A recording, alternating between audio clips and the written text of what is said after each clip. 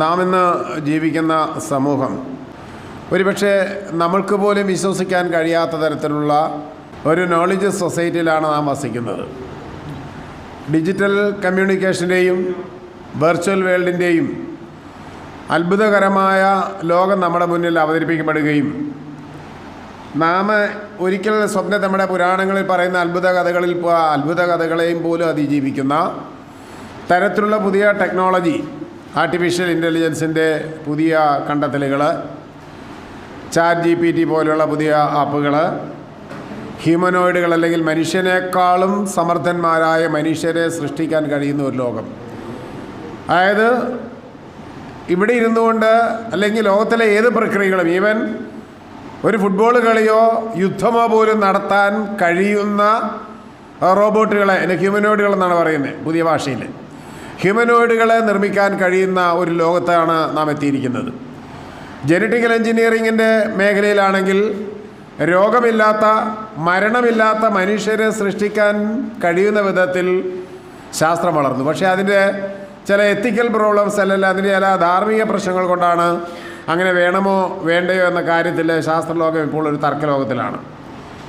അങ്ങനെ ജനറ്റിക്കൽ എഞ്ചിനീയറിങ്ങിൻ്റെയും ഈ പറയുന്ന ആർട്ടിഫിഷ്യൽ ഇൻ്റലിജൻസിൻ്റെയും ഒക്കെ അത്ഭുതകരമായൊരു ലോകത്തിൽ പള്ളിക്കൂടത്തിൽ പോയിട്ടില്ലാത്തവന് പോലും ഈ ടെക്നോളജികളിൽ പലതിനെയും സ്വന്തം കൈവിരലുകൾ കൊണ്ട് ഈ പറയുന്ന വെർച്വൽ ലോകത്തെ നേരിട്ട് കാണാൻ കഴിയുന്ന ഒരു ഘട്ടത്തിലാണ്.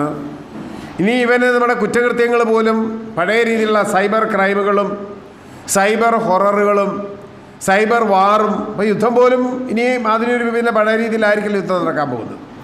അപ്പോൾ അങ്ങനെ ഒരു വല്ലാത്തൊരു ലോകത്തിൽ, നമുക്ക് സങ്കല്പിക്കാൻ കഴിയാത്ത ഒരു ലോകത്തിൽ ഇവിടെ ഇരുന്നു കൊണ്ട് ഒരുപക്ഷെ അടുത്ത നാളുകളിൽ അമേരിക്കയിലോ ഓസ്ട്രേലിയയിലോ നമ്മുടെ സുഹൃത്തിനെ ക്ഷയിക്കാൻ കൊടുക്കാൻ കഴിയുന്ന വിധത്തിലേക്ക് അവർക്കൊന്നിച്ചിരുന്ന് നമ്മൾ ഭക്ഷണം കഴിക്കാവുന്ന ഒരു ലോകത്തിലേക്ക് ശാസ്ത്രം വികസിച്ചുകൊണ്ടിരിക്കുകയാണ്. അത്രമാത്രം വികസനമായ ശാസ്ത്രം ഇങ്ങനെ വികസിച്ചുകൊണ്ടിരിക്കുമ്പോൾ നാം എവിടെയാണ് നിൽക്കുന്നത്? പ്രത്യേകിച്ച് കേരളീയനും ഇന്ത്യക്കാരനും അല്ല നമ്മുടെ യൂറോപ്യനും ഒക്കെ എവിടെ നിൽക്കുന്നു എന്നുള്ളത് നമ്മളെ അത്ഭുതപ്പെടുത്തുന്ന ഒരു കാര്യം. നാം എപ്പോഴും ഗോത്രകാലത്താണ് നിൽക്കുന്നത്. ഷർട്ട് ധരിക്കണോ ഷഡ്ഡി ധരിക്കണോ എന്നുള്ളത് വലിയ ചർച്ചയായി നമ്മുടെ സോഷ്യൽ മീഡിയയിൽ കിടന്ന് കളിക്കുകയാണ്. അമ്പലത്തിൽ കയറാൻ ഷർട്ട് ധരിക്കണം, നമ്മുടെ കണ്ടുപിടുത്തതാണ്. ഇവിടെ ഹ്യൂമനോയിഡുകൾ യുദ്ധം ചെയ്യുന്നൊരു ലോകം നടന്നുകൊണ്ടിരിക്കുമ്പോൾ നാം ചർച്ച ചെയ്യുന്നത്, നമ്മുടെ സോഷ്യൽ മീഡിയയിൽ വ്യാപകമായി ചർച്ച ചെയ്യപ്പെടുന്നത് എന്താണ്? നമ്മുടെ ചില ഉസ്താദുമാർ വന്നിട്ട് സ്വർഗത്തിലെ 70 കിലോമീറ്റർ വലിപ്പമുള്ള മുറിയുണ്ടെന്ന്, അവിടെ ആപ്പിളും ഓറഞ്ചും ഇഷ്ടം പോലെ കിട്ടുമെന്ന്, തേനും പാലും ഒഴുകുന്ന നദിയുണ്ടെന്നും അവിടെ ഹൂറികളുണ്ട് എന്നൊക്കെ പറഞ്ഞു വരുമ്പോൾ ആ പറയുന്നതിലല്ല നമ്മുടെ അത്ഭുതം. ആ പറയുന്ന വിവരക്കേടുകൾക്ക് കിട്ടുന്ന ലൈക്ക് 1.5 ലക്ഷമാണ്. എന്ന് പറഞ്ഞാൽ മലയാളിയുടെ സാമാന്യ ബോധത്തെ അപഹസിക്കുന്ന തരത്തിലാണ് നമ്മുടെ സാമൂഹ്യ ബോധം വളർത്തിക്കൊണ്ട്, മതബോധം, ഗോത്രബോധം വളർത്തിക്കൊണ്ടിരിക്കുന്നത്. സ്വർഗത്തിൻ്റെയും നരകത്തിൻ്റെയും ചിത്രങ്ങൾ, വീഡിയോകൾ നമ്മൾ പ്രചരിപ്പിച്ചുകൊണ്ടിരിക്കുന്നു. ഇന്നലെയാണ് നമ്മൾ കണ്ടത്, നരകത്തിൽ പോയാൽ അല്ലെങ്കിൽ എന്താണ്, അപ്പോൾ അങ്ങ് ചെന്ന് കഴിഞ്ഞാൽ നമ്മുടെ ഇസ്ലാമിൻ്റെ ലോകത്തിൽ എങ്ങനെയാണ് ശവശരീരങ്ങളെ കൈകാര്യം ചെയ്യുന്നതെന്ന് വീഡിയോ അവർ തയ്യാറാക്കി കഴിഞ്ഞിരിക്കുന്നു. നമ്മൾ അതിനെ ഉപയോഗിക്കുന്നു. ഇവിടെ നമ്മുടെ കുട്ടികൾ ആദ്യഘട്ടത്തിൽ ChatGPT ഉപയോഗിച്ചുകൊണ്ട് തീസീസുകൾ തയ്യാറാക്കിയ പുതിയ ലോകത്തിൻ്റെ വിജ്ഞാന മണ്ഡലങ്ങളിലേക്ക് കടന്നു വരുമ്പോൾ അതേ സാങ്കേതികവിദ്യ ഉപയോഗിച്ചുകൊണ്ട് നമ്മൾ സ്വർഗ്ഗതരങ്ങളെ റീക്രിയേറ്റ് ചെയ്യുന്ന ഒരവസ്ഥയിലാണ് നമ്മൾ എത്തിയിരിക്കുന്നത്. മാത്രമല്ല ഈ രോഗശാന്തിക്കാരും സിദ്ധന്മാരും അത്ഭുതകാരന്മാരും എന്തിനിപ്പോൾ താണ്ട് 1020 കോടി രൂപ മറ്റേ മുടക്കിയാണ് വരാൻ പോണത്. കുംഭമേള നടക്കാൻ വേണം. എന്താണ് കുംഭമേള? തുണിയില്ലാത്ത കുറേ സന്യാസിമാർ കഞ്ചാവ് അടിച്ച് കിടന്ന് കറങ്ങുന്ന പരിപാടി. ഇത് ആർഷഭാരത സംസ്കാരത്തിൻ്റെ, സനാതന ധർമ്മത്തിൻ്റെ അത്യുദാത്തമായിട്ടുള്ള സംഭവമാണ് എന്നൊക്കെ വിളിച്ചു പോകാൻ യാതൊരു ഉളുപ്പുമില്ലാത്ത ഒരു സമൂഹത്തിലാണ് നിൽക്കുന്നത്. ഞാൻ പറഞ്ഞത്, ഒരേ സമയം ശാസ്ത്രം അതിൻ്റെ അത്യുജ്വലമായ വികാസഘട്ടങ്ങളിൽ അങ്ങേ ലോകത്ത് പോലും പോയി ചൊവ്വയിൽ പോലും എത്താൻ പറ്റുന്ന രീതിയിൽ, ഇന്നലെയാണ് പറഞ്ഞ ആകാശത്ത് പയർവിത്ത് മുളപ്പിക്കുന്ന തരത്തിലേക്ക് ടെക്നോളജി വികസിക്കുമ്പോൾ നാം ഇവിടെ ഉടുതുണിയില്ലാത്ത സന്യാസിമാരുടെ കാല് തിരുമുന്ന, അവനെ പോലെ വിവരക്കിടല അത്ഭുതങ്ങളുടെ യോഗയുടെ സിദ്ധികളെ, ഒറ്റമൂലികളെ കുറിച്ച് വ്യാപകമായി പ്രചരിപ്പിക്കുമ്പോൾ നാം എവിടെ നിൽക്കുന്നു എന്ന് പറയുന്നതാണ് നാം ആലോചിക്കുന്നത് വളരെ പ്രധാനപ്പെട്ട കാര്യം. ഇത് മാത്രമല്ല, ഈ കാലഘട്ടം ശാസ്ത്രവും അതിൻ്റെ സാമൂഹ്യ ബോധവും ഒക്കെ നമ്മളെ ഒരു പുതിയ ലോകത്തിലേക്ക് എത്തിക്കുമ്പോൾ തന്നെ നമ്മുടെ ഇവിടെ സംഘടിത മതങ്ങൾ ആലോചിക്കുന്നത് എങ്ങനെ മനുഷ്യരെ തമ്മിൽ അടുപ്പിക്കാൻ കഴിയും, എങ്ങനെ മനുഷ്യരെ കൊല്ലുന്ന രീതിയിലേക്ക് എത്തിക്കാൻ കഴിയും എന്നുള്ളതാണ് നാം മനസ്സിലാക്കേണ്ടത്. കാരണം മതഭീകരതയുടെ മത തീവ്രവാദത്തിൻ്റെ യുദ്ധങ്ങളുടെ മതത്തിൻ്റെ പേരിൽ ഗോത്രകാല സംസ്കാരങ്ങൾ നിലനിർത്തുന്നതിന് വേണ്ടിയുള്ള ആ പിടിവലികൾക്കിടയിൽ ലോകത്ത് സംഭവിച്ചുകൊണ്ടിരിക്കുന്നത് എന്താണെന്ന് നമുക്കറിയാം. ഇന്ന് ഓരോ ദിവസവും പത്രങ്ങളിൽ വരുന്ന വാർത്തകൾ പലസ്തീൻ്റെ പേരിലായാലും ഗാസയുടെ പേരിലായാലും ഒക്കെ ഉണ്ടായിക്കൊണ്ടിരിക്കുന്ന സംഭവങ്ങൾ. ദിവസം എത്ര പേരാണ് മരിക്കുന്നത്? ആ മരിക്കുന്ന ആളുകൾ എന്തിൻ്റെ പേരിലാണ് മരിക്കുന്നത്? എന്തിനാണ് അവർ യുദ്ധം ചെയ്യുന്നത് എന്ന് നമ്മൾ ആലോചിക്കുമ്പോഴാണ് നമ്മുടെ ഭീകരതയുടെ നമ്മൾ എത്രമാത്രം പിന്നിലേക്കാണ് സഞ്ചരിച്ചുകൊണ്ടിരിക്കുന്നത്. ശാസ്ത്രം അതിവേഗം മുന്നോട്ട് പോകുമ്പോൾ നാം അതിവേഗം ഗോത്രകാല സംസ്കൃതിയിലേക്ക് തിരിച്ചു പോകുന്നു എന്നുള്ളതാണ് മനസ്സിലാക്കേണ്ടത്. സാം ഹാരിസാണ് അദ്ദേഹത്തിൻ്റെ ദി എൻഡ് ഓഫ് ഫെയ്ത്ത് എന്ന് പറയുന്ന പുസ്തകത്തിൽ, അതാണ് നമ്മുടെ നവനാസ്തികതയുടെ തുടക്കം കുറിച്ച ഒരു കൃതിയാണ് എൻഡ് ഓഫ് ഫെയ്ത്ത്. അതിൽ അദ്ദേഹം പറയുന്നൊരു പ്രതിയുണ്ട്. വിശ്വാസം എന്ന് പറയുന്നത് തോക്കിൻ്റെ കാഞ്ചി പോലെയാണെന്നാണ് അദ്ദേഹം പറയുന്നത്. ആ തോക്കിൻ്റെ കാഞ്ചിയിൽ അറിയാതെ മരിച്ചുപോയാൽ വഴി പൊട്ടും. നമ്മുടെ വിശ്വാസം മതവിശ്വാസം ആ തരത്തിലാണ് കൊണ്ടെത്തിച്ചിരിക്കുന്നത്. അതേപോലെ സരസമായി പറയുന്ന ഒരു ഉപമയുണ്ട്. എന്താണെന്നറിയാമോ? നിങ്ങൾ 14-ാം നൂറ്റാണ്ടിൽ ജീവിച്ചിരുന്ന ഒരു വിശ്വാസിയെ നിങ്ങൾ ഇപ്പോൾ ഉണർത്തുക, അല്ലെങ്കിൽ ഇപ്പോൾ അദ്ദേഹത്തെ പുനർജീവിപ്പിക്കാൻ ശ്രമിക്കുക. ആ പുനർജീവിച്ച് 14-ാം നൂറ്റാണ്ടിൽ നിന്ന് ഒരാളിപ്പോൾ 21-ാം നൂറ്റാണ്ടിലേക്ക് പുനർജനിച്ചു വന്നാൽ അയാൾ ഒരു വയസ്സാലും നമ്മൾ കമ്പ്യൂട്ടറിനെ കുറിച്ചോ മൊബൈലിനെ കുറിച്ചോ ആൾക്ക് സംസാരിക്കാൻ കഴിയില്ല. കാരണം അയാൾ 14-ാം നൂറ്റാണ്ടിൽ വരികയാണ്. അപ്പം 14-ാം നൂറ്റാണ്ടിൽ വരുന്ന ഒരു മനുഷ്യന് ഒരിക്കലും നമ്മുടെ ആധുനിക രീതിയെക്കുറിച്ച്, നമ്മുടെ വസ്ത്രങ്ങളെക്കുറിച്ച്, നമ്മുടെ സംവിധാനത്തെക്കുറിച്ച്, മൈക്കിനെക്കുറിച്ച്, മൊബൈലിനെക്കുറിച്ച്, കമ്പ്യൂട്ടറിനെക്കുറിച്ചൊന്നും അറിയില്ല. പക്ഷേ അയാൾ എന്നാലും ഏത് പറയും? ആ മതത്തെക്കുറിച്ച് പറയും. അതാണ് തൻ്റെ നന്മപരമായ മതത്തെക്കുറിച്ച്, ആ മതത്തിൻ്റെ മാഹാത്മ്യങ്ങളെക്കുറിച്ച്, അതിനകത്തുള്ള ആ വസ്തുതകൾ പറയും. അത് തന്നെയല്ലേ ഇപ്പോഴും നാം പറഞ്ഞുകൊണ്ടിരിക്കുന്നത്. നമ്മുടെ വിശ്വാസ സമൂഹത്തിൻ്റെ പേരിൽ ഇപ്പോഴും വിളിച്ചു പറഞ്ഞുകൊണ്ടിരിക്കുന്നത് ആ ഗോത്രകാല വൈരാഗ്യത്തെയല്ലേ എന്ന് നാം മനസ്സിലാക്കേണ്ടതുണ്ട്. ഓരോ മതങ്ങളും പ്രചരിപ്പിക്കുന്നത് വിദ്വേഷത്തിൻ്റെ രാഷ്ട്രീയമാണ്, അല്ലെങ്കിൽ വെറുപ്പിൻ്റെ രാഷ്ട്രീയമാണ്. വെറുപ്പിൻ്റെ പ്രത്യയശാസ്ത്രമാണ് എല്ലാ മതങ്ങളിലും ലോകത്തിലെ അന്ന് മുതൽ ഇന്ന് വരെ പ്രചരിപ്പിച്ചുകൊണ്ടിരിക്കുന്നത് എന്നുള്ളതാണ് നാം മനസ്സിലാക്കേണ്ടത്. അതിന് ഏറ്റവും നല്ല തെളിവാണ് ഇസ്ലാമിനെ കുറിച്ചല്ല ഇന്ന് പാശ്ചാത്യ ലോകങ്ങളിൽ പാലസ്തീൻ്റെ പേരിൽ നടക്കുന്ന കാര്യങ്ങൾ. ഇസ്ലാമിനെ കുറിച്ച് പറയുന്നത് തന്നെ ഇസ്ലാം ഒരു യുദ്ധമുന്നണിയാണെന്നാണ് സാം ഹാരിസ് പറയുന്നത്. ഈ 2001 വേൾഡ് ട്രേഡ് സെൻറ്റർ ആക്രമണത്തിന് ശേഷമാണ് അദ്ദേഹം ആ പുസ്തകം എഴുതുന്നത്. അതാണ് അവരെയൊക്കെ ഭയപ്പെടുത്തിയ ഒരു കാര്യം. ലോകം ഒരു യുദ്ധമുന്നണിയിലേക്ക്, മതത്തിൻ്റെ യുദ്ധമുന്നണിയിലാണ് ലോകം നിൽക്കുന്നത് എന്ന് പറയുമ്പോൾ നാം മനസ്സിലാക്കേണ്ട ഒരു കാര്യം, ഇന്നെന്താണ് പാലസ്തീൻ്റെ വിഷയങ്ങൾ മറ്റും നമ്മുടെ ഇടപക്ഷക്കാർ സംസാരിച്ച പാലസ്തീൻ ആഗോളവൽക്കരണത്തിൻ്റെ ഭാഗത്തുല്യം എന്നൊക്കെ അവർ പറയും. അതവിടെ നിൽക്കട്ടെ, ആയിക്കോട്ടെ, നമ്മൾ അതിനോട് എതിർക്കുന്നില്ല. പക്ഷേ എന്താണ് പാലസ്തീൻ്റെ യഥാർത്ഥ പ്രശ്നം എന്ന് ചോദിച്ചാൽ, യഹൂദൻ്റെയും ക്രിസ്ത്യാനിയുടെയും ഇസ്ലാമിൻ്റെയും ദൈവം ജനിച്ചത് ആ ഭൂമിയിലാണ്. ആ ഭൂമി ആരുടേതായിരിക്കണം, ആർക്ക് വേണ്ടി ആയിരിക്കണം എന്നതിനെക്കുറിച്ചാണ് ഈ പറഞ്ഞ കഴിഞ്ഞ 14 നൂറ്റാണ്ടുകളായിട്ട് യുദ്ധം നടന്നു. ഇന്നെന്ത് തുടങ്ങിയില്ല പാലസ്തീൻ യുദ്ധം. പാലസ്തീൻ്റെ ആധിപത്യത്തിന് വേണ്ടിയുള്ള അതിഭീകരമായ യുദ്ധം ക്രിസ്ത്യാനിയും യഹൂദനും തമ്മിൽ ആദ്യം നടത്തിക്കൊണ്ടിരുന്നു.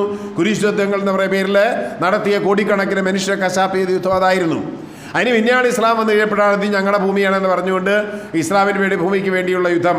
ആ യുദ്ധമാണ് എന്ന് പറയുന്നത് ഒരു സിൻഡിക്കേറ്റഡ് റിലീജിയൻ എന്ന് പറഞ്ഞാൽ, സംഘടിത മതം എന്ന് പറഞ്ഞാൽ അതെപ്പോഴും കൂട്ടക്കൊലയുടെ, കൊലപാതകത്തിൻ്റെ, ഭീകരതയുടെ പര്യായമായിരിക്കുമെന്നാണ് ലോക ചരിത്രം നമ്മളെ ബോധ്യപ്പെടുത്തിക്കൊണ്ടിരിക്കുന്നത്. ഇപ്പോൾ സിറിയയിൽ നടക്കുന്ന എന്താണ്? ഇറാനിൽ, പാകിസ്ഥാനിൽ, ബംഗ്ലാദേശിൽ ഒക്കെ നടക്കുന്നതാണ്. ഇസ്ലാം ഒരു യുദ്ധമുന്നണിയാണ് എന്ന് സാം ഹാരിസ് വെറുതെ പറഞ്ഞതല്ല. ഇസ്ലാം യുദ്ധഭൂമിയാണ് എന്നുള്ളത് നാം കണ്ടുകൊണ്ടിരിക്കുകയാണ്. എവിടെ ഇസ്ലാമിക രാഷ്ട്രത്തിൽ ഇസ്ലാമിക വിശ്വാസം അന്ന് പറയുമ്പോൾ ബാക്കി മതങ്ങളെല്ലാം വിശുദ്ധമാണെന്നല്ല ഞാൻ പറയുന്നത്. ആ ഇസ്ലാമിക രാഷ്ട്രീയം എവിടെയെല്ലാം അധികാരത്തിലേക്ക് വരുന്നു അവിടെയെല്ലാം അവർ അന്യമതങ്ങളോട് മാത്രമല്ല, അവർ പരസ്പരം യുദ്ധം ചെയ്തുകൊണ്ടിരിക്കും. പാകിസ്ഥാനിലെയും സിറിയയിലെയും അല്ലെങ്കിൽ അതുപോലെ തന്നെ ബംഗ്ലാദേശിലെയും പ്രശ്നം എന്ന് പറയുന്നത് ഇസ്ലാം മറ്റൊരു മതത്തോടുള്ള യുദ്ധമല്ല, മറിച്ച് ഇസ്ലാമിലെ ഷിയയും സുന്നിയും തമ്മിലുള്ള യുദ്ധമാണ്. അല്ലാതെ ഇസ്ലാം അന്യമതങ്ങളെ കൊല്ലുകയല്ല ചെയ്യുന്നത്. ഒരേ മതത്തിൽ ഒരേ പ്രവാചകനെ വിശ്വസിക്കുന്ന രണ്ട് പ്രമാണങ്ങൾ തമ്മിൽ, രണ്ട് വിഭാഗങ്ങൾ തമ്മിൽ, രണ്ട് വംശീയതകൾ തമ്മിൽ ആരാണ് ജയിക്കേണ്ടത് എന്നുള്ള പ്രഖ്യാപനമാണ് ഇവിടെ നടക്കുന്നതെന്ന് പറഞ്ഞാൽ, മതത്തിനുള്ളിൽ തന്നെ അതിഭീകരമായിട്ടുള്ള വംശീയതയുടെ വിദ്വേഷം പ്രചരിപ്പിക്കുന്നു എന്നുള്ളതാണ് മതത്തിൻ്റെ ഏറ്റവും വലിയ പ്രത്യേകത എന്ന് പറയുന്നത്. അങ്ങനെ തന്നെയാണ് ഇസ്ലാമോഫോബിയ എന്നൊരു വാക്ക് തന്നെ നമുക്കറിയാം ഉണ്ടായത്. അത് ഈ അടുത്ത കാലത്ത് ഉണ്ടായതല്ല.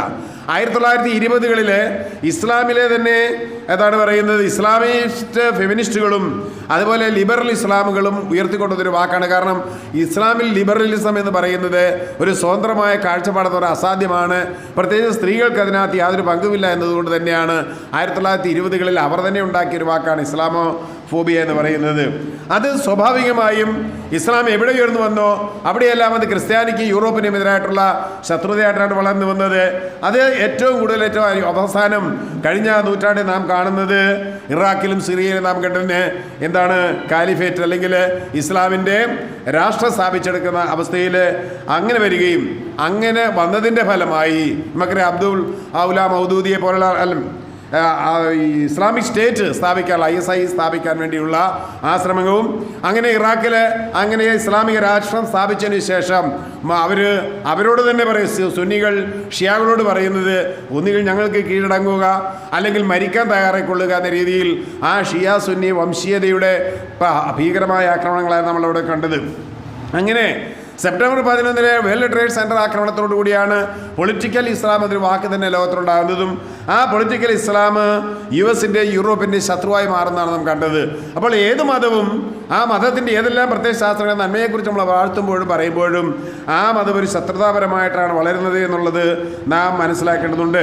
ഈ കഴിഞ്ഞ ആഴ്ചയും വളരെ കൃത്യമായി നമുക്കറിയാം ന്യൂയോർക്കിലെ ഓർലിയൻസിൽ നടന്ന അറ്റാക്ക്, ആ ഓർലിയൻസിൽ 14-15 പേരെ കൊലയ്ക്ക് കൊടുത്തുകൊണ്ട് നടത്തിയ ആക്രമണവും യഥാർത്ഥത്തിൽ IS-ൻ്റെ അല്ല ഇസ്ലാമിക തീവ്രവാദത്തിൻ്റേതായിരുന്നു എന്നുള്ളതാണ് മനസ്സിലാക്കേണ്ടത്. 1925 ഇന്ത്യയിൽ RSS സ്ഥാപിതമാകുന്ന അതേ വർഷത്തിലാണ് ലോകത്തെമ്പാടല്ല എങ്കിൽ ഇസ്ലാമിക് ബ്രദർഹുഡ് എന്ന സ്ഥാപനം സിറിയയിൽ ആരംഭിക്കുന്നത്. ഇസ്ലാമിക് ബ്രദർഹുഡ് എന്ന് പറയുന്ന ഭീകരപ്രസ്ഥാനത്തിൻ്റെ അതിൻ്റെ പല ഘടകങ്ങളായിട്ടാണ് IS വരുന്നത്. അല്ലെങ്കിൽ ഈ പറയുന്ന 100 കണക്കിനുള്ള ഇസ്ലാമിക സേനകൾ, താലിബാൻ അടക്കമുള്ള ഇസ്ലാമിക സേനകൾ വരുന്നത്. അതെല്ലാം ലോകത്തിനുണ്ടാക്കിക്കൊണ്ടിരിക്കുന്ന ഭീകരതകൾ അല്ലെങ്കിൽ വിദ്വേഷ പ്രചാരങ്ങൾ എത്ര ഭയങ്കരമാണ് എന്നുള്ളത് നാം മനസ്സിലാക്കേണ്ടതുണ്ട്. ഇത് ലോകത്തെ മുഴുവൻ ബാധിക്കുന്ന, യൂറോപ്പിനെ എന്താണ് ബാധിക്കുന്നത്, കിഴക്കൻ അല്ലെങ്കിൽ മിഡിൽ ഈസ്റ്റിനെ ബാധിക്കുന്ന ഒരു പ്രശ്നമെന്ന് മാത്രമല്ല അതിൻ്റെ അണുരണങ്ങളൊക്കെ തന്നെ വളരെ കൃത്യമായി ഇപ്പോഴും നമ്മുടെ രാജ്യത്ത്, നമ്മുടെ സംസ്ഥാനത്ത് തന്നെ ഉണ്ടെന്നുള്ളതാണ് നാം മനസ്സിലാക്കേണ്ടത്. ഇന്നത്തെ പത്രത്തിൽ കണ്ടൊരു വാർത്തയാണ്, മലപ്പുറത്തെ ഒരു സ്കൂളിലെ 2 അധ്യാപകർ IS സിലബസ് പഠിപ്പിക്കുന്നു കോളേജിൽ.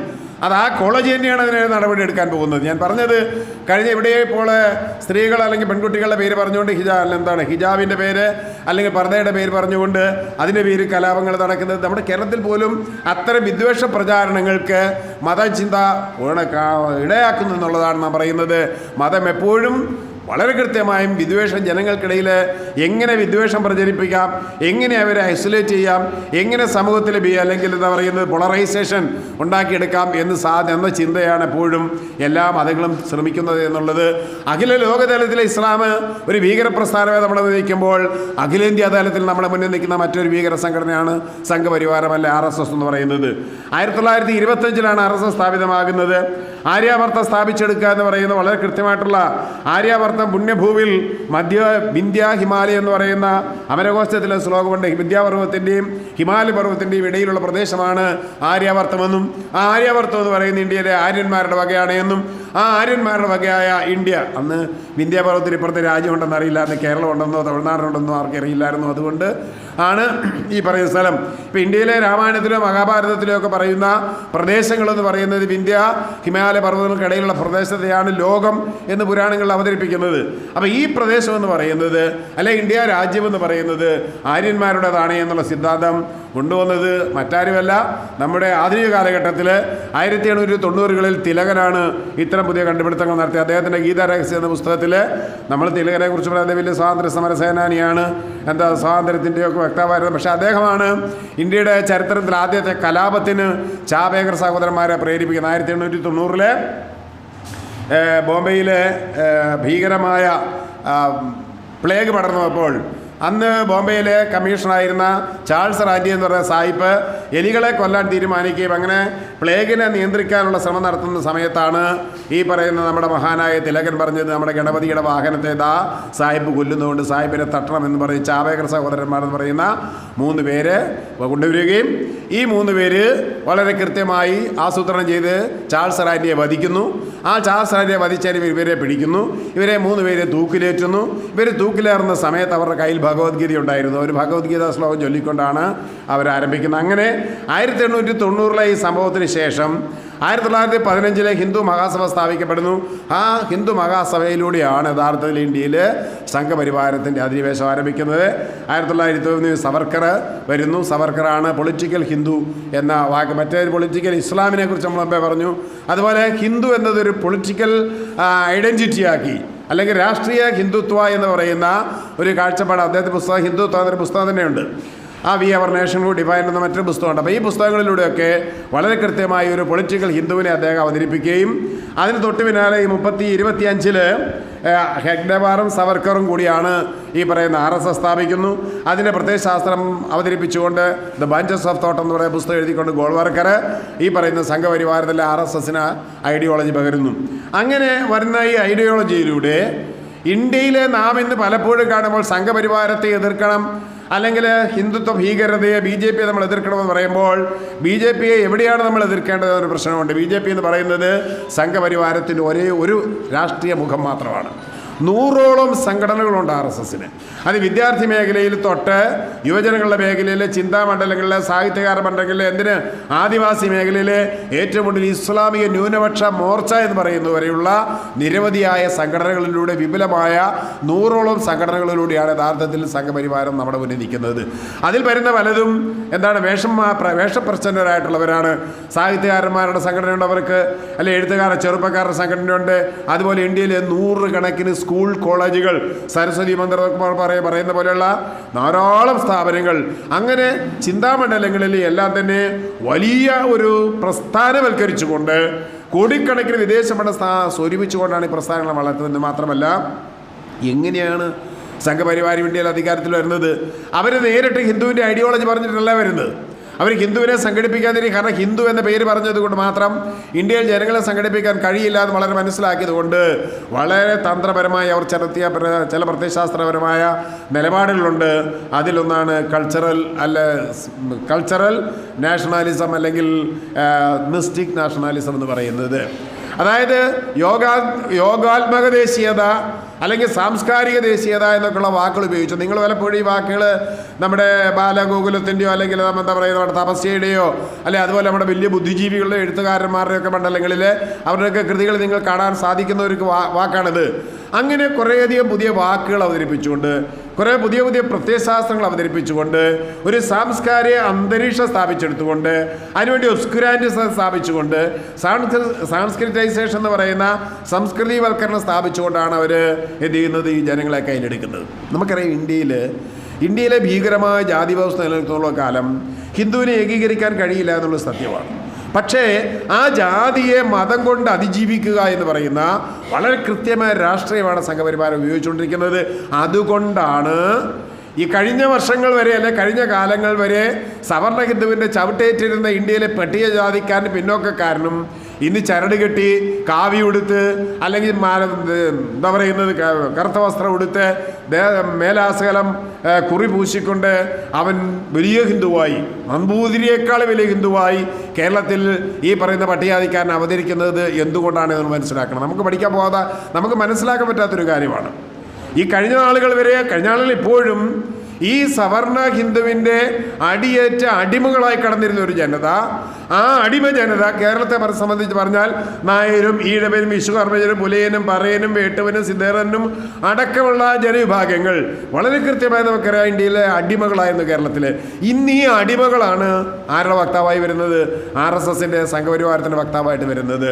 അമ്പലത്തിൽ കയറണമോ വേണ്ടയോ, കയറ്റണമോ വേണ്ടയോ എന്ന് ചോദിച്ചാൽ ഒരു നമ്പൂതിരി ഇന്ന് വരെ കാര്യത്തിൽ നിങ്ങൾ സോഷ്യൽ മീഡിയ നോക്കിയാൽ മാത്രം മതി. നമ്പൂതിരിമാരെ ആക്ഷേപിച്ചാൽ ഒരു നമ്പൂതിരിക്കും പ്രതിഷേധം കാണില്ല. പക്ഷേ അതിൽ ഏറ്റവും കൂടുതൽ സഹിക്കാൻ മേലെ വരുന്ന നമ്മുടെ ഇടവർക്കായിരിക്കും, അല്ലെങ്കിൽ വിശ്വകർമ്മ. കാരണം അവർ നവബ്രാഹ്മണരാണിപ്പോൾ.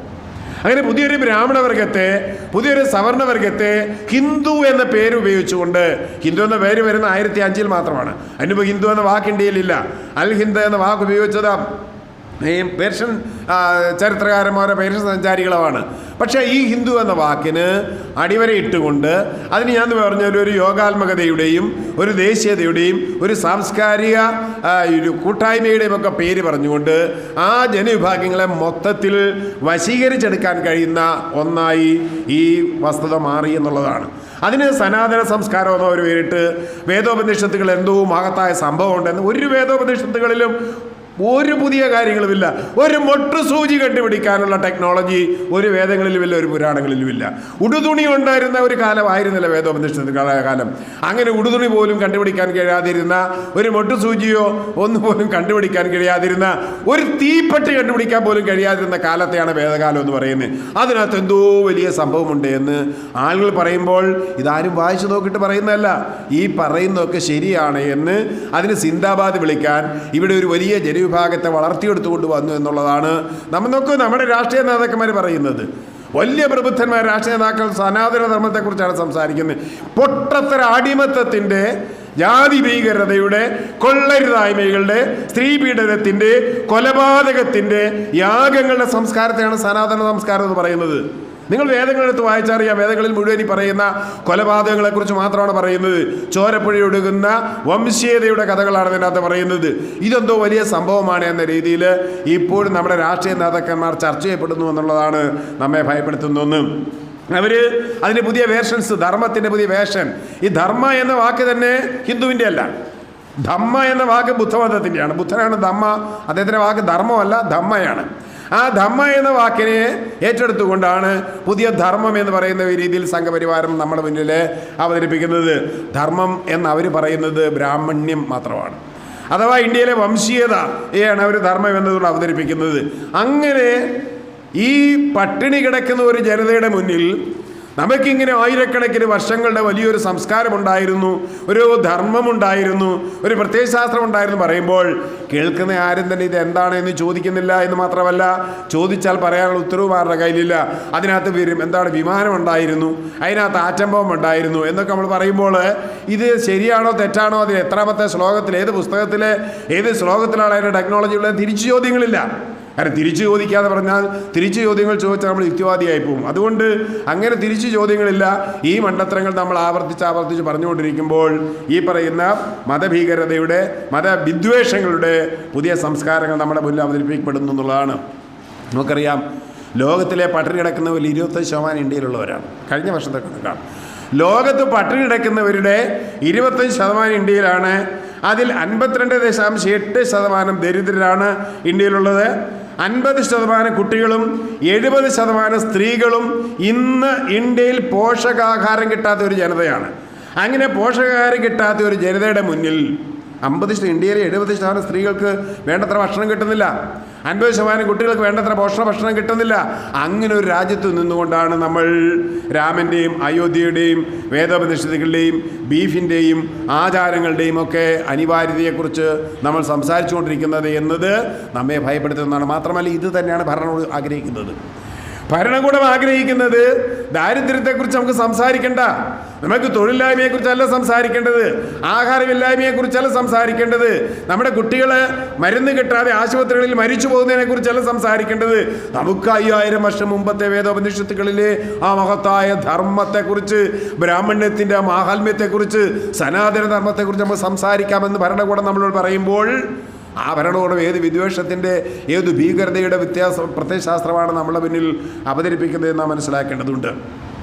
ഇതിൻ്റെ മറ്റൊരു പതിപ്പാണ് ഇന്ത്യയുടെ ജാതി പ്രശ്നം എന്ന് പറയുന്നത്. ഇന്ത്യയിൽ ഇന്നിപ്പോൾ ഈ മതപരമായ ചർച്ചകൾ രൂക്ഷമായിക്കൊണ്ടിരിക്കുമ്പോൾ വളരെ സ്വാഭാവികമായി മറന്നു പോകുന്ന ഒരു കാര്യമാണ് ഇന്ത്യയിലെ ജാതി പ്രശ്നം. അതിഭീകരമായി, നിങ്ങൾക്കറിയാമോ, ഇന്ത്യയിൽ ഇപ്പോഴും കൈകൊണ്ട് മലം കോരുന്നവർ 13 ലക്ഷം പേരുണ്ട്. കൈകൊണ്ട് നേരിട്ട് മലം കോരി, സവർണൻ്റെ മലം കോരിക്കൊണ്ട് കളയുന്ന, ഇന്നും സ്കാവഞ്ചേഴ്സ് എന്ന് പറയുന്ന ജനവിഭാഗങ്ങൾ 13 ലക്ഷമുണ്ട്. അതുകൂടാതെ റെയിൽവേയിൽ ഇതേ ജോലി ചെയ്യുന്ന വേറെ 1.5 ലക്ഷം മനുഷ്യരുണ്ട്. ഇത് ചുമ്മാ ഉണ്ടാക്കുന്നൊരു കണക്കല്ല. ആ പറയുന്ന ഒരു ജനതയുടെ മുന്നിൽ 16 മിനിറ്റിൽ ഒരു ദലിതൻ വീതം കൊല്ലപ്പെടുകയും 15 മിനിറ്റിൽ 4 ദലിത് സ്ത്രീകൾ ആക്രമിക്കപ്പെടുകയും ചെയ്യുന്ന ഒരു രാജ്യമാണ് ഇന്ത്യ എന്നുള്ളത് നാം മനസ്സിലാക്കണം. ഇതൊക്കെ ഞാനുണ്ടാക്കിയ കണക്കുകൾ ശരിക്കും നാഷണൽ ക്രൈം റെക്കോർഡ്സ് ബ്യൂറോയുടെ കണക്കാണ്. ആ കണക്കുകളിലേക്കെല്ലാം ഞാൻ വരുന്നില്ല. അത്ര ഭീതിതമായി ഒരു ദലിത് ജനവിഭാഗങ്ങൾ അതിഭയാനകമായി ആക്രമിക്കപ്പെടുമ്പോൾ ആ പ്രശ്നങ്ങളെ എല്ലാം നമ്മൾ മറച്ചു വെക്കുന്നത് എന്തിൻ്റെ പേരിലാണ്? നമ്മുടെ സനാതനത്തിൻ്റെ പേര് പറഞ്ഞുകൊണ്ടാണ്. ജാതി എന്ന് പറയുന്നത് സവർണനെ സംബന്ധിച്ച് അവരുടെ ഭൂവുടമസ്ഥതയുടെ, രാഷ്ട്രീയാധികാരത്തിൻ്റെ, അയിത്തത്തിൻ്റെ, അടിമത്വത്തിൻ്റെയൊക്കെ അധികാരമാണ് അവന് ജാതി നൽകുന്നത് എങ്കിൽ ഉടമയായിരിക്കാനുള്ള അധികാരം, സമ്പത്തിൻ്റെ അധിപനായിരിക്കാനുള്ള അധികാരം, അവകാശം, അതുപോലെ തന്നെ രാഷ്ട്രീയ പാർട്ടികളുടെ ഭരണകൂടത്തിൻ്റെയോ അധികാരിയായിരിക്കാനുള്ള അവകാശം ഒരിക്കലും ചോദ്യം ചെയ്യപ്പെടാനാവാത്ത ഈ അധികാരത്തെയാണ് ജാതി വ്യവസ്ഥ എന്നതുകൊണ്ട് യഥാർത്ഥത്തിൽ നാം മനസ്സിലാക്കേണ്ടത്. സവർണന് ജാതി ഒരു അന്തസ്സായിരിക്കുമ്പോൾ അവർണന് ജാതി ഒരു അപമാനമാണ്, ഡീഹ്യൂമനൈസേഷനാണ്. അതുപോലെ തന്നെ അത് നമ്മൾ വളരെ ബോധപൂർവം മറച്ചു വെക്കാൻ നമ്മൾ പുതിയ കണക്കുകളിലേക്ക് നമ്മൾ വരുന്നു, പുതിയ പ്രശ്നങ്ങളിലേക്ക് നമ്മളെ ജാതി എന്ന് പറയുന്ന ഭീകരതയെ, ജാതി എന്ന് പറയുന്ന അയിത്തത്തെ, ജാതി എന്ന് പറയുന്ന അടിമത്തത്തെ മറച്ചു വെച്ചുകൊണ്ട് അതിനുമേൽ നമ്മൾ മതത്തിൻ്റെ സ്വർണം പൂശാൻ ശ്രമിക്കുന്നു എന്നുള്ളതാണ് നാം മനസ്സിലാക്കേണ്ടത്. കറുപ്പിൻ്റെ രാഷ്ട്രീയത്തെക്കുറിച്ച് ഞാൻ പറയേണ്ടതില്ല, ആഹാരത്തെക്കുറിച്ച്, അങ്ങനെ എല്ലാ കാര്യങ്ങളിലും നമ്മൾ പുതിയ ധർമ്മങ്ങളുടെ, പുതിയ സനാതനത്വം പേരുമ്പോൾ ഈ പ്രകടിത ജാതി എന്ന് പറയുന്ന വളരെ വിസിബിളായിട്ടൊരു കാസ്റ്റുണ്ട് നമ്മുടെ മുന്നിൽ. അതായത് ജാതിക്കൊലകളും ജാതി ആഘോഷങ്ങളും ഒക്കെ ആയിട്ട് നമ്മുടെ മുന്നിൽ അവതരിപ്പിക്കുക. നമ്മുടെ ആഘോഷങ്ങളൊക്കെ നിങ്ങൾ നോക്കിക്കൊള്ളുക, എല്ലാ ആഘോഷങ്ങളും ജാതിപരമായ ആഘോഷങ്ങൾ. അതറിഞ്ഞാൽ ഓണമായാലും കൊള്ളാം, വിഷുവായാലും കൊള്ളാം, ദീപാവലി ആയാലും കൊള്ളാം, എല്ലാം നമ്മൾ എല്ലാവരും ആഘോഷിക്കുമ്പോൾ ഏതെങ്കിലും ഒരു അവർണ ദൈവത്തെ, അസുരനെ കൊല്ലാൻ ദേവൻ വന്ന് അവതരിച്ചതിൻ്റെ കഥകളാണിത് എന്നുള്ളത് നമ്മൾ മറന്നുപോകുന്നു. ഈ അസുര വംശമാണിത് ആഘോഷിക്കുന്നത്. ഓണം ആഘോഷിക്കുന്നതും അല്ല ദീപാവലി ആഘോഷിക്കുന്നതും വിഷു ആഘോഷിക്കുന്നതും എല്ലാം തന്നെ അസുരന്മാരെ ദേവന്മാർക്കൊന്നൊടുക്കിയ, ഞാൻ പറഞ്ഞ ആര്യാവർത്തം സ്ഥാപിക്കാൻ വേണ്ടി. എന്തിനാണ് ദേവന്മാർ അവതരിക്കുന്നത്? എല്ലാ ദേവന്മാരും അവതരിക്കുന്നത് ദൈവത്തെ എന്ത് ചെയ്യുന്ന അസുരന്മാരെ കൊല്ലുവാൻ വേണ്ടിയാണ്. അങ്ങനെ ആ ദേവന്മാരുടെ രാഷ്ട്രം വരാൻ, ദേവലോകം വരാൻ, അല്ലെ ദേവന്മാരുടെ സാമ്രാജ്യം സ്ഥാപിച്ചെടുക്കുവാൻ വേണ്ടിയുള്ള ആസൂത്രിതമായ പദ്ധതികളാണ് നമ്മുടെ സമൂഹത്തിൽ നടക്കുന്നത്. അത്തരം ഭീകരമായിട്ടുള്ള ജാതി പ്രശ്നങ്ങളെ വളരെ ബോധപൂർവ്വം മതം കൊണ്ട് പരിഹരിക്കാൻ നാം ശ്രമിക്കുന്നു എന്നത് നമ്മുടെ അപകടകരമായിട്ടുള്ള സാമൂഹ്യ ജീവിതത്തിൻ്റെ ഭാഗമാണ്. ഇതിനേക്കാൾ പ്രധാനമാണ് നമ്മളെ സംബന്ധിച്ച് പറഞ്ഞാൽ ജാതി മാത്രമല്ല, ജാതിക്കുള്ളിലെ ഉപജാതി പ്രശ്നങ്ങൾ, അങ്ങനെ ഉള്ള ധാരാളം പ്രശ്നങ്ങൾ നമ്മുടെ മുന്നിൽ നിൽക്കുമ്പോൾ നാം അതിനെ അദൃശ്യമായ ജാതി പ്രശ്നത്തെ നമ്മൾ കാണാതെ പോകുന്നു. നിങ്ങൾ വളരെ സൂക്ഷ്മമെന്ന് വേണം, വലിയ ഗവേഷണം നടത്തണ്ട. ഇന്ത്യയിലെ പ്രധാനമന്ത്രി ആകുന്നവർ, പ്രസിഡന്റ് ഇപ്പോൾ ഒരു പ്രസിഡന്റ് വ്യത്യാസം ഉണ്ടെങ്കിൽ പോലും ഇന്ത്യൻ പാർലമെൻറ്റിലെ പ്രാതിനിധ്യം, ഇന്ത്യയിലെ പ്രസിഡന്റിൻ്റെയും പ്രധാനമന്ത്രിയുടെയും അടക്കമുള്ള മന്ത്രിമാരുടെ സ്റ്റാഫുകളുടെ എണ്ണം, ഇതൊക്കെ എൻ്റെ കൃത്യമായിട്ട് ഈ കണക്കുകൾ എൻ്റെ കയ്യിലുണ്ട്. അതുപോലെ തന്നെ മന്ത്രിസഭകളിലെ പ്രാതിനിധ്യം ഒക്കെ പരിശോധിച്ച് നോക്കുക. ആർക്കാണ് പ്രാതിനിധ്യം? കേരളത്തിലെ നോക്കുക. ഇതൊക്കെ പറയുമ്പോൾ ചിലർക്ക് ചൊറിയുമായിരിക്കും. എന്നാലും ഞാൻ പറയുകയാണ്, 21 മന്ത്രിമാരിൽ ഒരു മന്ത്രി മാത്രമാണ് പട്ടികവർഗ്ഗക്കാരനുള്ളത് കേരളത്തിലല്ലേ. 20 കണക്ക് സംവരണത്തിന് കണക്കനുസരിച്ചാണ് 20-ൽ 2 പേരെങ്കിലും എന്ത് ചെയ്യണം, 2 പട്ടികജാതി മന്ത്രി കേരളത്തിൽ വരണം. പക്ഷേ 2 പട്ടികജാതി മന്ത്രി പോയിട്ട് മന്ത്രിയേ ഉള്ളൂ. കാരണം മന്ത്രി എന്ന് ഞാൻ പറയാൻ കാരണം പട്ടികവർഗ്ഗക്കാരൻ ആകെ ഒരു വകുപ്പേ ഉള്ളൂ, പട്ടികവർഗ്ഗ വകുപ്പ് മാത്രം കൊടുത്ത് അയാളെ ഒതുക്കി അവിടെ വെച്ചിരിക്കുന്നു. അപ്പം നമ്മൾ വലിയ വിപ്ലവം പറയുന്ന നമ്മുടെ കേരളത്തിൽ പോലും നമ്മുടെ രാഷ്ട്രീയ മണ്ഡലങ്ങളെ പോലും ഭരിക്കുന്നത് ഈ ജാതിവാദത്തിൻ്റെ വംശീയബോധമാണ് എന്നുള്ളത് ഞാൻ പറയാനാണ് പറഞ്ഞത്. അത് അദൃശ്യമായ രീതിയിൽ നമ്മുടെ മുന്നിൽ അവതരിപ്പിക്കുകയും ഇതാണ് ശരി എന്ന് നമ്മളെ കൊണ്ട് സ്ഥാപിക്കുകയും ചെയ്യുമ്പോൾ ഭരണഘടനാപരമായ സംവരണം എന്ന് പറയുന്നത് ഇല്ലാതെയാക്കുന്നതിൽ എല്ലാവരും ഒരുപോലെ നിൽക്കുന്നു എന്നുള്ളതാണ്. സംവരണത്തിൻ്റെ അടിസ്ഥാനം എന്ന് പറയുന്നത് ജോലി കിട്ടാനല്ല, സംവരണം ജോലി പ്രശ്നമല്ല, സംവരണം ഉദ്യോഗം കിട്ടാനുള്ള ആരുടെ ഔദാര്യമല്ല, മറിച്ച് സംവരണം എന്ന് പറയുന്നത് റെപ്രസെൻറ്റേഷനാണ്. അയിത്തത്തിനെതിരായി ഒരു വലിയ ജനസമൂഹത്തിന് സാമൂഹ്യ മണ്ഡലങ്ങളിൽ ഉണ്ടാകേണ്ട പ്രാതിനിധ്യമാണ് സംവരണം എന്ന് പറയുന്നത്. അതാരുടെ ഔദാര്യം കൊണ്ട് കിട്ടേണ്ട സാധനമല്ല. പക്ഷേ അത് നമ്മുടെ ഏത് മണ്ഡലങ്ങളിൽ നടപ്പിലാക്കപ്പെടുന്നുണ്ട് എന്നുള്ളതിൻ്റെ ഏറ്റവും നല്ല തെളിവാണ് ഞാൻ കേരള മന്ത്രിസഭയെക്കുറിച്ച് പറഞ്ഞത്. അവർക്ക് പോലും എന്ത് ചെയ്യാൻ കഴിയുന്നില്ല, ആ പറയുന്ന സംവരണത്തിൻ്റെ അടിസ്ഥാന പ്രത്യയശാസ്ത്രത്തെ അല്ലെങ്കിൽ അടിസ്ഥാന രീതികളെ മനസ്സിലാക്കാൻ കഴിയുന്നില്ല എന്നുള്ളതാണ് മനസ്സിലാക്കേണ്ടത്. പിന്നെ നമ്മുടെ സാമൂഹിക ജീവിതത്തിൽ നമ്മുടെ വിവാഹം, ജനനം, മരണം തുടങ്ങിയ എല്ലാ കാര്യങ്ങളും നമ്മളെ വേട്ടയാടുന്ന എന്താണ്, എല്ലാ മണ്ഡലങ്ങളിലും നമ്മളെ വേട്ടയാടൽ നമ്മുടെ മുന്നിൽ നിൽക്കുന്നത് വളരെ കൃത്യമായും ജാതിബോധം തന്നെയാണ്. കുലസ്ത്രീ എന്ന് പറയുമ്പോൾ, കുലം എന്ന് നമ്മൾ പറയുമ്പോൾ, കുലംകുത്തി എന്ന് നമ്മൾ പറയുമ്പോൾ, നമ്മളൊക്കെ പോലും അറിയാതെ പറയുന്ന ചില വാക്കുകളാണ് പറയുമ്പോൾ സ്വാഭാവികമായി നമ്മൾ പോകുന്നത് ആ പ്രാകൃത സംസ്കാരങ്ങളിലേക്കാണ്. ഏത് ജാതിയുടെ ആ ഗോത്രകാല ജീവിതത്തിൻ്റെ സംസ്കാരങ്ങളെയാണ് നമ്മൾ ഈ രീതിയിൽ പറയുന്നത്. ഒരു പെണ്ണിനെ ഇപ്പോഴും നമ്മൾ കല്യാണ മാർക്കറ്റിലേക്ക്, കല്യാണ ചന്തയിലേക്ക് ഒരു പെണ്ണിനെ നമ്മൾ പറഞ്ഞു വിടുമ്പോൾ അവൾക്ക് സ്വർണം കൊടുക്കുന്നു, അവൾക്ക് അല്ലെങ്കിൽ എന്താണ് പട്ടുസാരി കൊടുക്കുന്നു, അവൾക്ക് അത് കൊടുക്കുന്നു, ഇത് കൊടുക്കുന്നു. അങ്ങനെ ഒരു പെണ്ണിനെ ആ വിധത്തിൽ കല്യാണ മണ്ഡപത്തിലേക്ക് ആനയിക്കുന്നതിന് പിന്നിലെ ലക്ഷ്യമെന്ന് പറയുന്നത് യാതൊരു കാരണവശാലും എൻ്റെ കുലത്തിൽ, എൻ്റെ കുടുംബത്തിൽ, എൻ്റെ ജാതിയിൽപ്പെട്ട പെണ്ണ് മറ്റൊരു ജാതിയിലേക്ക് പോകാൻ പാടില്ല. എൻഡോഗമി എന്ന് പറയുന്നത് സഗോത്ര വിവാഹമാണ് രാജ്യത്ത് ജാതി വ്യവസ്ഥയെ നിലനിർത്തുന്നത്. അതുകൊണ്ട് സഗോത്ര വിവാഹത്തിനെതിരാണ് അന്യജാതിയിൽപ്പെട്ട പുരുഷനെ കല്യാണം കഴിക്കുക എന്ന് പറയുന്നത്. അന്യജാതിയിൽപ്പെട്ട പുരുഷനും അല്ലെ രണ്ട് ജാതിയിൽപ്പെട്ട പുരുഷനും സ്ത്രീയും തമ്മിൽ കല്യാണം കഴിക്കുന്നത് നമ്മുടെ അത്യാധുനിക സമൂഹത്തിൽ പോലും അസാധ്യമായ ഒരു കാര്യമായി മാറിയിരിക്കുന്നു. അഥവാ അങ്ങനെ വിവാഹം കഴിച്ചാൽ അതിനെ നമ്മൾ അടക്കം പറയും ഒളിച്ചോട്ടം എന്ന് നമ്മൾ പറയും, അല്ലേ? അപ്പം മിശ്ര വിവാഹം എന്ന് പറയുന്നത് നമ്മുടെ ഏതെങ്കിലും ഒരു രാഷ്ട്രീയ പ്രസ്ഥാനത്തിൻ്റെ, ഏതെങ്കിലും ഒരു സാംസ്കാരിക പ്രസ്ഥാനത്തിൻ്റെ, ഏതെങ്കിലും ഒരു പുരോഗമന പ്രസ്ഥാനത്തിൻ്റെ ഒരു അജണ്ടയായിട്ട് ഇന്ന് വരെ കേരളത്തിൽ പോലും വന്നിട്ടില്ല എന്നുള്ളത് മനസ്സിലാക്കണം. നമ്മൾ കുറേ പേര് ചെയ്യുന്നുണ്ട്, അത് യുക്തിവാദി സംഘം ചെയ്യുന്നുള്ളത് ശരിയാണ്, അല്ലെ മിശ്രവാഹ പ്രസ്ഥാനം ചെയ്യുന്നുള്ളത് ശരിയാണ്. പക്ഷേ ഏതെങ്കിലും ഒരു രാഷ്ട്രീയ പ്രസ്ഥാനം, ഒരു വനിതാ പ്രസ്ഥാനം, ഒരു യുവജന സംഘടന, ഏതെങ്കിലും സാംസ്കാരിക സംഘടന ഒരു മിശ്ര വിവാഹം എന്ന് പറയുന്നത് അവരുടെ അജണ്ടയായിട്ട് എടുത്തിട്ടുണ്ടോ? അവരൊക്കെയും സ്വന്തം കാര്യങ്ങൾ വരുമ്പോൾ സ്വന്തം ജാതിയിൽ, സ്വന്തം മതത്തിൽ, സ്വന്തം ഉപജാതിയിൽ എല്ലാവിധ ആചാരങ്ങളോടും കൂടി തന്നെ വളരെ കൃത്യമായി പെണ്ണിൻ്റെ കഴുത്തിൽ താലിയും കെട്ടി അവളെ അടിമയാക്കിക്കൊണ്ട് പോകും. നമ്മുടെ ഫെമിനിസ്റ്റുകൾക്കും പറയുന്നത് അവർ പറയും, അവരോട് ചോദിച്ചാൽ അതൊരു ചോയ്സാണ്, അവരുടെ ചോയ്സാണ്, ആയിക്കോട്ടെ.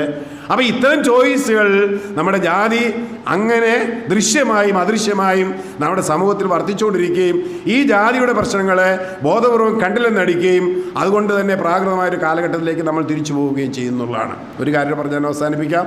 ഇതുപോലെ തന്നെ ഇത്തരം ജാതി വ്യവസ്ഥയ്ക്കെതിരായിട്ടൊക്കെ അതിശക്തമായിട്ടുള്ള പോരാട്ടങ്ങൾ നമ്മുടെ കേരളത്തിൽ നടന്നിട്ടുണ്ട്. അതിൽ നമുക്കറിയാം, അയ്യങ്കാളിയല്ല വൈകുണ്ഠസ്വാമി അയ്യങ്കാളി, ആറാട്ടോട് വേലായുധ പണിക്കരുടെ 200-ാം ജന്മദിനമാണ് ഇപ്പോൾ നമ്മൾ ഈ ഇന്നത്തെ ദിവസം തന്നെ.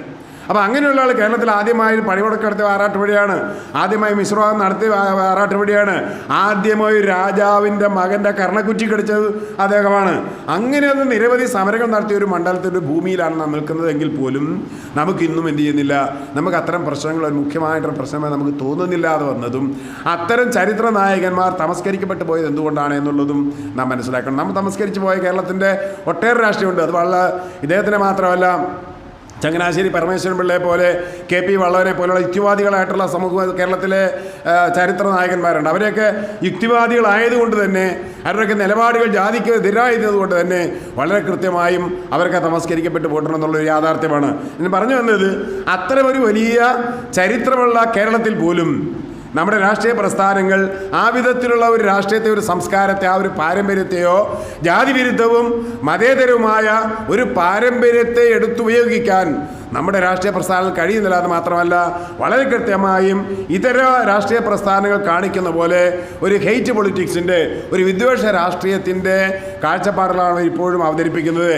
കാസ്റ്റ് പൊളിറ്റിക്സാണ് അവർ ഉപയോഗിക്കുന്നത്. നമ്മൾ പറയും ഏത് രാഷ്ട്രീയ പാർട്ടിയും നോക്കിക്കോളും. ഞാനിത് പറയുമ്പോൾ ആർക്കെങ്കിലും ഇഷ്ടപ്പെട്ടില്ലേ എനിക്കതൊരു പ്രശ്നമല്ല, മറിച്ച് ഞാൻ യുക്തിവാദി പ്രസ്ഥാനത്തിൻ്റെ നിലപാടാണ് പറയുന്നത്. ഏത് ഇടതുപക്ഷമായാലും വലതുപക്ഷമായാലും അവർ ഉപയോഗിക്കുന്ന ഒറ്റ ഒരു പരിപാടിയേ ഉള്ളൂ, ജാതി എന്ന് പറയുന്ന കാര്യം. പഞ്ചായത്ത് ഇലക്ഷൻ തൊട്ട് പാർലമെൻറ്റ് ഇലക്ഷൻ വരെ വരുമ്പോൾ അവർ ഉപയോഗിക്കുന്ന ഒരു പരിപാടി, ആ മണ്ഡലത്തിൽ എത്ര ജാതി, ഇന്ന ജാതിക്കാർ എത്ര പേരുണ്ട്, അവിടെ ഏത് പക്ഷത്തിൻ്റെ വോട്ടാണ്, ന്യൂനപക്ഷത്തിൻ്റെ വോട്ടാണ്, ഭൂരിപക്ഷത്തിൻ്റെ വോട്ടാണ് കിട്ടുന്നത്. ഇത് വളരെ കൃത്യമായി ഓരോ രാഷ്ട്രീയ പാർട്ടിയും ഇലക്ഷൻ പ്രഖ്യാപിക്കുമ്പോൾ തൊട്ട് ഇലക്ഷൻ വോട്ടിംഗ് കഴിഞ്ഞാൽ ആ മണ്ഡലത്തിൽ ഇന്ന പഞ്ചായത്ത് ഇത്രയും വാർഡിൽ എത്ര ഈ നായർ വോട്ട് നമുക്ക് കിട്ടും, എത്ര ഇഴ വോട്ട് കിട്ടും, എത്ര വോട്ട് മറ്റവരുടെ കിട്ടും, എത്ര ബലേൻ്റെ വോട്ട് കിട്ടുമെന്ന് അവരൊരിക്കലും ചോദിക്കത്തില്ല കേട്ടോ. കാരണം ബലേൻ്റെ പറയേൻ്റെ വോട്ട് നമുക്ക് കിട്ടും. പോയിട്ട് എത്ര വേണം നായരുടെ വോട്ട് അവിടെ നമുക്ക് മറിച്ചിടാൻ കഴിഞ്ഞിട്ടുണ്ട്, എത്ര എണ്ണം തിരിച്ചിടാൻ കഴിഞ്ഞിട്ടുണ്ട് എന്നൊക്കെ അറിയാം ചർച്ച. അല്ലാതെ ഒരിക്കലും നമ്മുടെ സമൂഹത്തിലൊരു മതേതര സമൂഹമാണ്, ഒരു മതേതര വോട്ട് നമുക്ക് എത്ര എണ്ണം കിട്ടും, അല്ലെ എത്ര ഇടതുപക്ഷ വോട്ട് കിട്ടും, എത്ര വലതുപക്ഷ വോട്ട് കിട്ടും, എത്ര കോൺഗ്രസ് വോട്ട് കിട്ടും, എത്ര CPI വോട്ട് കിട്ടും, എത്ര CPM വോട്ട് കിട്ടുമെന്ന് അല്ല അവർ ചർച്ച ചെയ്യുന്നതൊക്കെ ഈ പറയുന്ന ജാതിയുടെ അടിസ്ഥാനത്തിൽ തന്നെയാണ്. അതുകൊണ്ട് തന്നെ വളരെ ബോധപൂർവമായി ഒരു ഹേറ്റ് പൊളിറ്റിക്സ് നമുക്കിടയിൽ ഉണ്ടാകുന്നുണ്ട്. ഞാൻ പറഞ്ഞല്ലോ നാം ഹ്യൂമനോയിഡുകളുടെ ലോകത്തിലേക്ക് സഞ്ചരിക്കുമ്പോഴും നമ്മൾ ChatGPT ആർട്ടിഫിഷ്യൽ ഇൻ്റലിജൻസിൻ്റെയും സൈബർ യുഗത്തിൻ്റെ ഒരു കാലഘട്ടത്തിൽ നമ്മൾ ജീവിക്കുമ്പോഴും നമ്മുടെ വിദ്യാർത്ഥികൾക്കിടയിൽ എന്ത് രാഷ്ട്രീയമാണ് പറയുന്നവർ? നമ്മുടെ വിദ്യാർത്ഥികൾക്കിടയിൽ കൊലപാതകത്തിൻ്റെ രാഷ്ട്രീയങ്ങൾ, വിദ്യാർത്ഥികളെ അഭിമന്യുമാരും സിദ്ധാർത്ഥന്മാരും നമ്മുടെ മണ്ഡലത്തിൽ വരുന്നെങ്കിൽ നമ്മുടെ ഈ തലമുറയിൽ അങ്ങനെ കലാലയത്തിൽ പ്രണയവും രാഷ്ട്രീയവും വിലസേണ്ടുന്ന കലാലയങ്ങളിൽ കുട്ടികളെ രക്തം വീഴുന്ന തരത്തിലേക്ക് നമ്മുടെ സമൂഹം മാറിയിട്ടുണ്ടെങ്കിൽ നാം എത്രമാത്രം വളർന്നു എന്നത് ഞാൻ ഏതൊരു പക്ഷത്തിന് കണക്കല്ല പറയുന്നത്. അത്തരം ഒരു കണക്കെടുക്കുന്നതിന് അർത്ഥവുമില്ല. വരച്ച് നാം ഇപ്പോഴും ഹെയ്റ്റ് പൊളിറ്റിക്സിൻ്റെ വിദ്വേഷ രാഷ്ട്രീയത്തിൻ്റെ കാര്യങ്ങൾ പറഞ്ഞുകൊണ്ടിരിക്കുന്നു എന്ന് പറയുന്നത് പുതിയ വർഗ്ഗങ്ങളെ നാം സൃഷ്ടിക്കുന്നു. ന്യായീകരണ തൊഴിലാളികൾ എന്ന് പറയുന്ന പുതിയ ഭാഗം എന്ന് പറയുന്നത് എല്ലാത്തരം തെറ്റുകളെയും ന്യായീകരിക്കുന്ന ഒരവസ്ഥയിലേക്ക് വരുമ്പോൾ നമ്മൾ മനസ്സിലാക്കേണ്ടത് നമുക്ക് വളരെയേറെ ഉത്തരവാദിത്തങ്ങളുണ്ട്. എന്താണ്? നമ്മൾ പുതിയ പഠനങ്ങൾ നടത്തേണ്ടതുണ്ട്, പുതിയ ഗവേഷണങ്ങളിലേക്ക് നമ്മൾ പോകണം, പുതിയ ശാസ്ത്ര അവബോധങ്ങളിലേക്ക് നമ്മൾ പോകണം. എന്താണ് മാനവികത എന്ന് ഈ സമൂഹത്തെ പഠിപ്പിക്കുവാനുള്ള പുതിയ ബാധ്യത നമുക്കുണ്ട്. മാനവികത എന്ന് പറയുന്നത് വെറുതെ എല്ലാവരെയും സ്നേഹിക്കണമെന്ന് പറയുന്ന മതപരമായിട്ടുള്ള പ്രത്യയശാസ്ത്രമല്ല മാനവികത. മാനവികത എന്ന് പറയുന്നത് നവോത്ഥാനവുമായി ബന്ധപ്പെട്ടുകൊണ്ടുണ്ടായ മതവിരുദ്ധമായിട്ടുള്ള നവോത്ഥാനത്തിൻ്റെ ഏറ്റവും വലിയ ഉൽപ്പന്നങ്ങളിലൊന്നായിരുന്നു മാനവികത അല്ലെ ഹ്യൂമനിസം എന്ന് പറയുന്നത്. ജനാധിപത്യം എന്ന് പറയുന്ന പോലെ, സെക്യുലറിസം എന്ന് പറയുന്നത് പോലെ ലോക നവോത്ഥാനം ലോകത്തിന് നൽകിയ ഏറ്റവും വലിയ സംഭാവനയായിരുന്നു ഹ്യൂമനിസം. ആ ഹ്യൂമനിസത്തിൻ്റെ വക്താക്കളാണ് നമ്മൾ എന്നതുകൊണ്ട്, മാനവികവാദികളാണ് എന്നതുകൊണ്ട് യാതൊരു മനുഷ്യനോടും നെഹ്റു പറഞ്ഞ പോലെ വിത്ത് മാലിസ് ടു വേസ്റ്റ് നൺ, ആരോടും വിദ്വേഷമില്ലാതെ ഒരാളോടും പകയില്ലാതെ ലോകത്തിലെ മനുഷ്യരായിട്ടുള്ള മുഴുവൻ പേരെയും സ്നേഹിക്കാൻ കഴിയുന്ന ഉദാത്തമായ മാനവികതയുടെ ലിംഗ, ജാതി, മത, വർഗ, വർണ്ണ ബോധങ്ങൾക്ക് അതീതമായി നാം എല്ലാവരും ഒരുപോലെയാണ്. എൻ്റെ വികാരം പോലെ, എൻ്റെ ചോര പോലെയാണ് മറ്റുള്ളവരുടെയും ചോര. എബ്രഹാം ലിങ്കൻ്റെ വളരെ പ്രസിദ്ധമായൊരു വാചകം സഹോദരൻ അയ്യപ്പൻ തൻ്റെ വീടിൻ്റെ വാതിക്കൽ എഴുതി വെച്ചിരുന്നത് എന്തായിരുന്നു? എല്ലാവരുടെയും ചോരയ്ക്കും കണ്ണുനീരിനും ഒരേ നിറമാണ് എന്ന്. അതാണ് യുക്തിവാദി പ്രസ്ഥാനത്തിൻ്റെ മുദ്രാവാക്യം. എല്ലാവരുടെയും ചോരയുടെയും കണ്ണുനീരിൻ്റെയും രുചി അല്ലെ ഒരുപോലെയാണ് എന്ന് പറയാൻ കഴിയുന്ന ആ ഒരു കാഴ്ചപ്പാടായിരിക്കണം യുക്തിവാദി പ്രസ്ഥാനത്തിൻ്റെത്. അത്തരം ഒരു കാഴ്ചപ്പാട് നിന്നുകൊണ്ട് മാത്രമേ നമുക്ക് ഏതുതരം വിദ്വേഷങ്ങളെയും, അത് രാഷ്ട്രീയ വിദ്വേഷമായാലും മതവിദ്വേഷമായാലും ജാതി വിദ്വേഷമായാലും നമുക്കതിനെ എതിർത്തോൽപ്പിക്കാൻ കഴിയുള്ളൂ എന്നും വളരെ കൃത്യമായും വിദ്വേഷത്തിൻ്റെ രാഷ്ട്രീയത്തെ ഇല്ലായ്മ ചെയ്യുന്ന മാനവികതയുടെ പുതിയ വക്താക്കളാക്കാൻ നമുക്ക് കഴിയണം. അത് നമുക്കേ കഴിയൂ എന്ന് മാത്രം പറഞ്ഞുകൊണ്ട് എൻ്റെ സംവാദങ്ങൾ അവസാനിപ്പിക്കുന്നു. നന്ദി.